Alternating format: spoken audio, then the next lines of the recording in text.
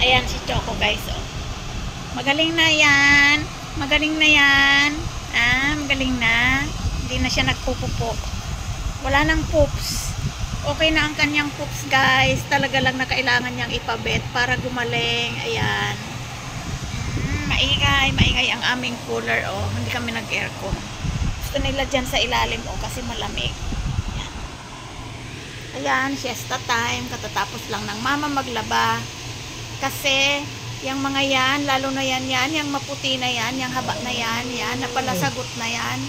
Panay ang ihi dito sa loob niyan. Kasi akala niya may aagaw sa teritoryo niya dito. Ngayon, ang amin namang problema ay ito namang si Kisame. Matamlay naman siya ngayon. Pero kumakain naman. Palitan silang dalawa ni Kisame, ni Siopaw. Nagpapalitan sila ng pagtamlay. Sana wag nang sumunod itong mga dagol na to. Yan, yung mga dagol, oh. Siesta time. Yan. Ayan na si Siopaw, oh. Malaki na si Siopaw, guys. Talagang pag nag-aalaga tayo ng mga pusa, ay talagang dumadaan din sila sa mga kapag kakasakit. Katulad niyan, nagtae. Parang baby din. Yan. Yung kanilang mga laruan nakaipon dyan sa upuan. O bakit? Katatapos lang ni mamang maglaba, kaya mamaya na ang treats. Mamaya na. Pagod pa ako. Palasagot kang masyado. Yan. Ayan si Siopaw. Pa-relax. Hindi siya makalabas, sarado ang kusina namin.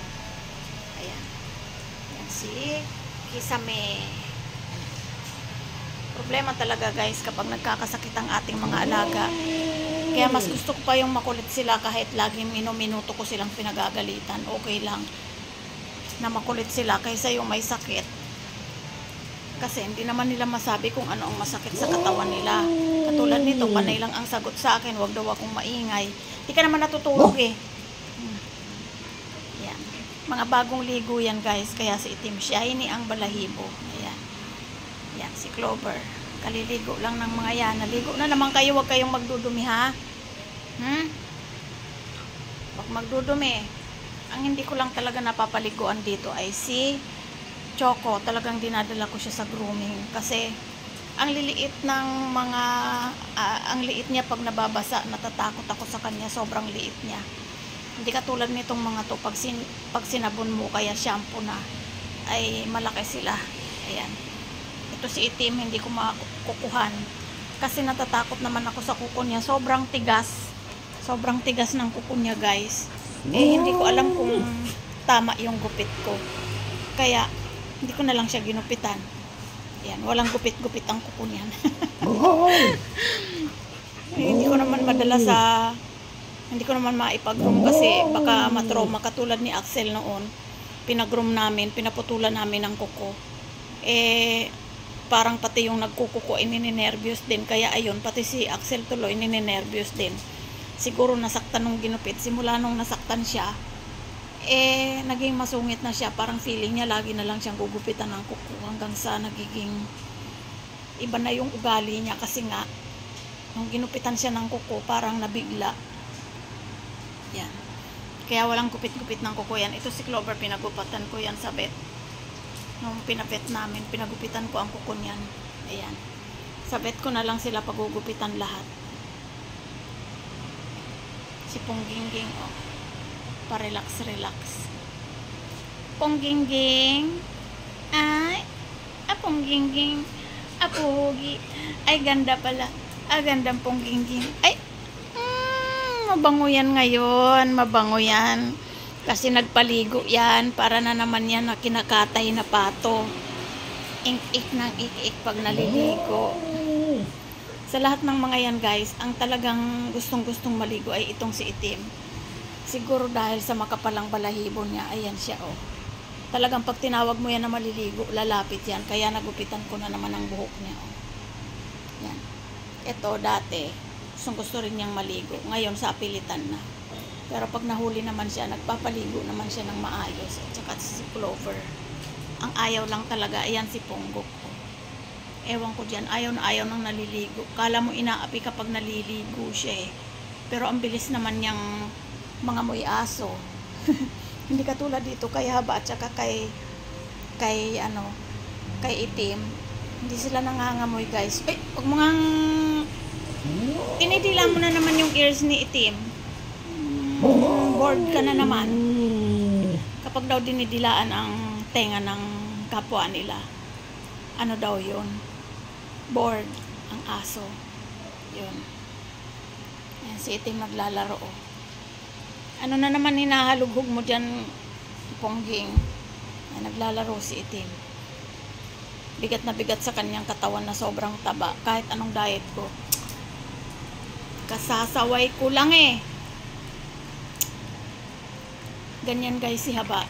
Pagka yung may, kunyari nagvi-video ako o kaya may kausap ako, nagpapasaway siya. Para bang tawag pansin. Haba, ba't ka ba ganyan? Kasasaway ko lang sa'yo eh. Didila ka kaagad ng tenga ng may tenga.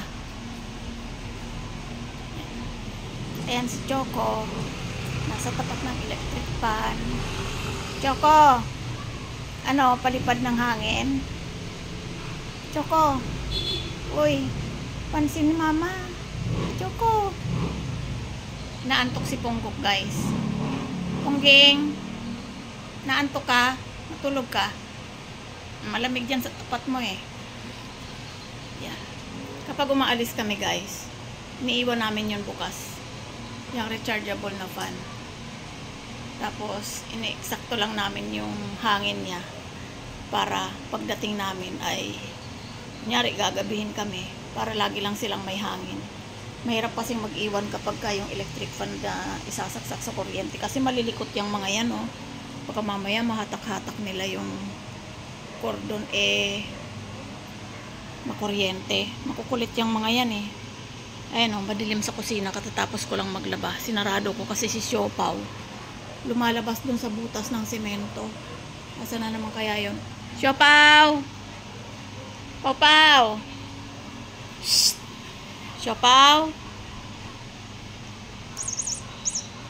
Siopaw! Ito yung laruan mo oh. Oh, tumutunog-tunog pa oh. Ay, andyan pala ang Paw-paw. Akala ko no, tumakas ka na naman eh. Ayan oh. Oh. Oh. Paw-paw! Paw-paw! Ayan na siya oh. Magpapasawayan. Ayan mga laruan niya oh. Mga pinag-aawayan nilang dalawa ni Choco.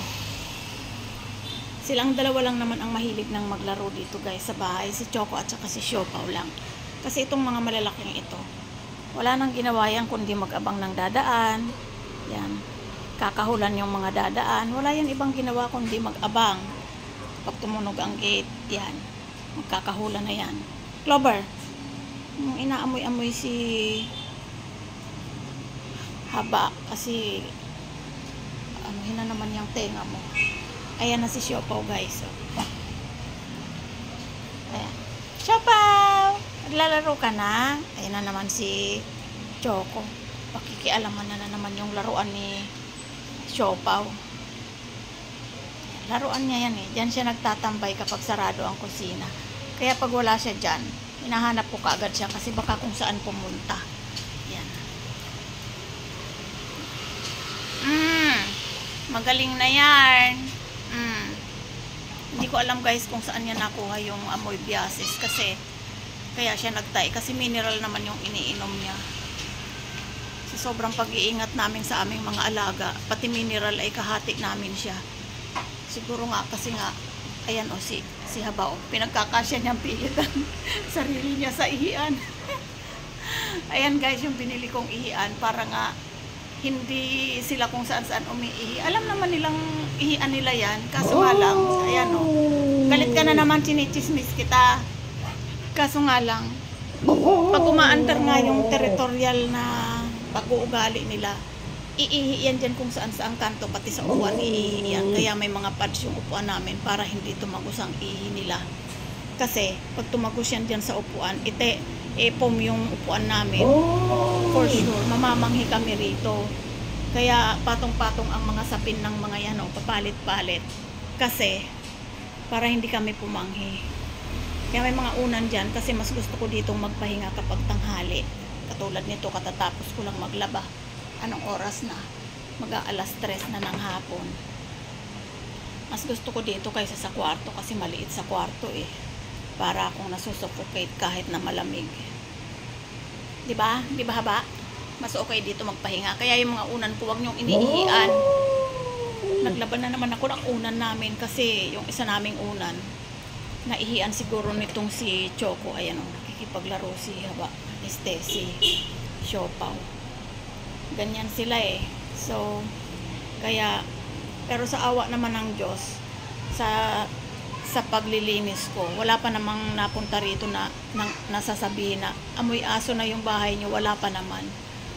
Ang lagi nilang sinasabi, buti walang amoy aso dito sa inyo, no? Hindi kayo nangangamoy aso. Hindi naman, siguro sa paglilinis lang talaga yan. Yan, pag masipag ka maglinis. Di ba ba? Babay ka na sa kanila.